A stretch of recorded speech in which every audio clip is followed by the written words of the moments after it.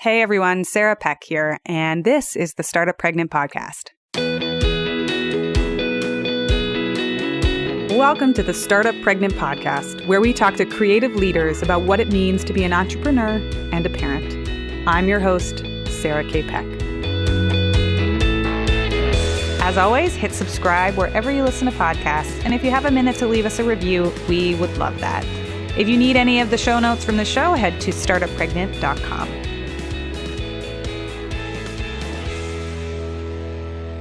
Today, I want to talk about the theme of doing things differently. One of my favorite mantras is, you don't have to do things the way they've always been done. And in our episode just previously with Toi Smith, we talked about what it looks like to be a single mom, and we mentioned resources like CoAbode, which I wanted to take a little bit of time and talk about how revolutionary it is. So CoAbode is this service that allows single moms who are going at it, raising kids, trying to figure it out, to find housing to cohabitate together. Some of the things that this allows you to do is you can afford a better quality of house. You can maybe move to a safer district or to a place where the schools are better. You can split the cost of rent. You can share overhead expenses. Like, everything starts to add up. Hot water, Wi-Fi, all of those things, whatever it is that you're spending money on. And the biggest time saver is things like daily chores or running to the grocery store or having to do an errand. One of you can leave while the other one stays home.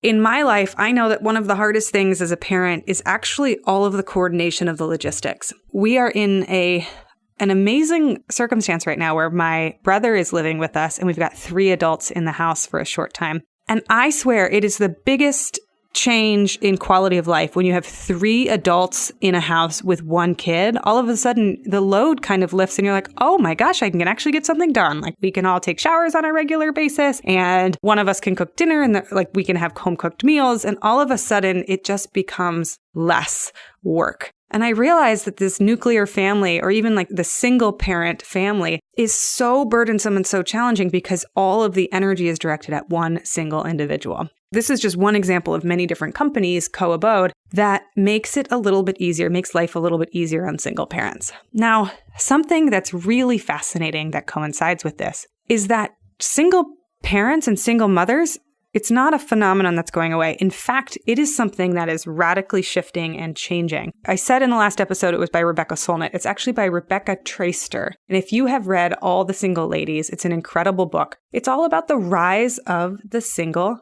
parent. She starts out the book by sharing this phenomenon of the changing American single woman. So in the year 2009, that was the year the percentage of American women who were married dropped to below 50%. So more than half of women in America were no longer married. And the median age of first marriages, which remained between age 20 and age 22 for almost a century, from 1890 to 1980, women were getting married. The majority of them were getting married, and they were getting married by age 22.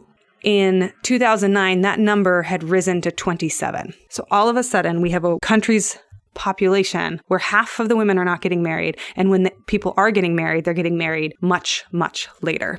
The implications of this are vast because women's liberty and freedom has usually historically been tied to getting married. When you're not able to own property or make your own money, your path towards success or freedom comes through being tethered to another human, being confined in the constraints of marriage. The way that the demographics and the psychographics and the population choices are changing is actually very revolutionary. In her book, she talks about how this decision to get married or not to get married is a relatively new phenomenon, and it's the result of women having choice in the matter at all. So much of what we can take for granted today, it just wasn't available 40, 50, 60, 100 years ago. And this revolution is the expansion of options. That's a quote from her book. It goes like this: "The revolution is in the expansion of options," she writes. "The lifting of the imperative that for centuries hustled nearly all non-enslaved women, regardless of their individual desires, ambitions, circumstances, or the quality of available matches, down to a single highway toward early heterosexual marriage and motherhood." That was the path. The script was go to high school.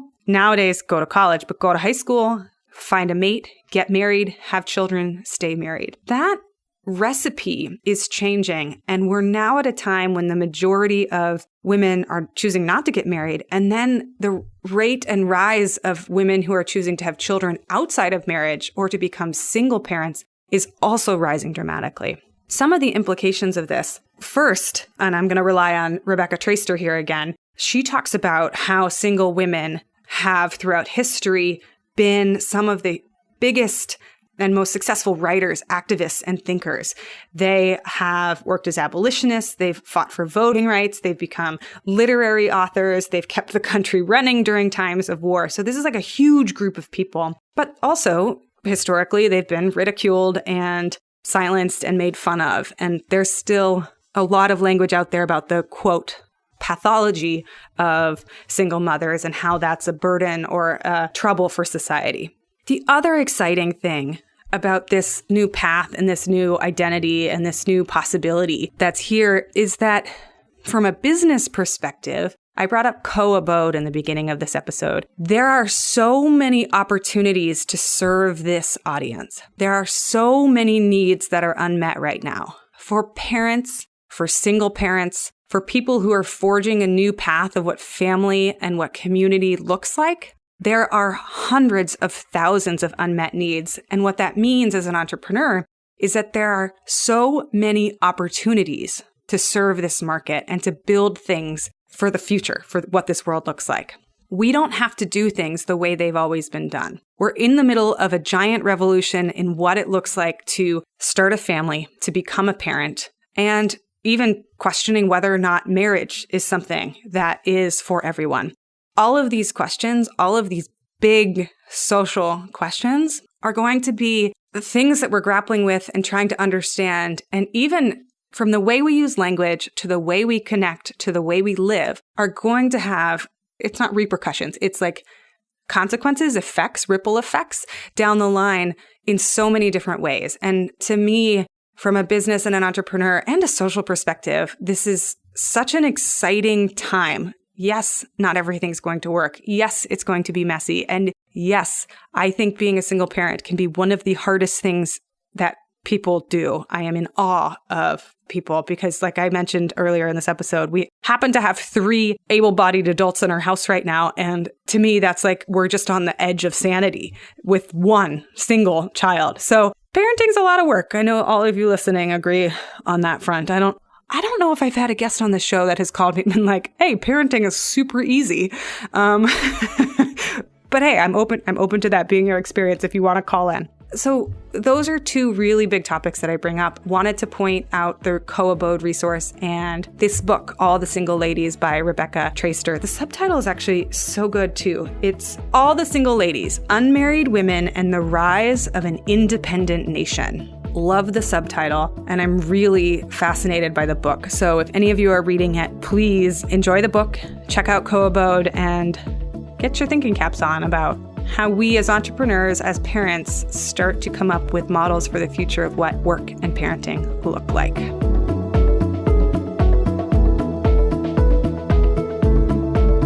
Thank you so much for being a listener of the show. A few more things before we end this episode.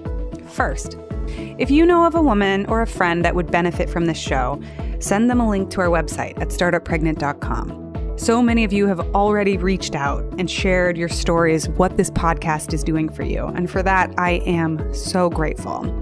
So if you know of somebody that would love to listen in, or you think that these stories would really hit it home for somebody, feel free to send it along. Second, if you've got a story that you need to share or tell, head over to startuppregnant.com and send us a note.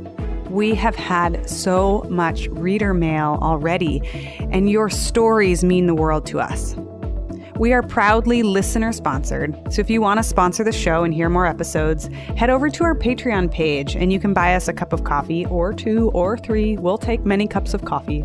If you want any of the show notes or links from this particular episode, all of the references and tools and tips that we talk about are always posted on startuppregnant.com. Thanks so much for listening, and I will see you on the next episode.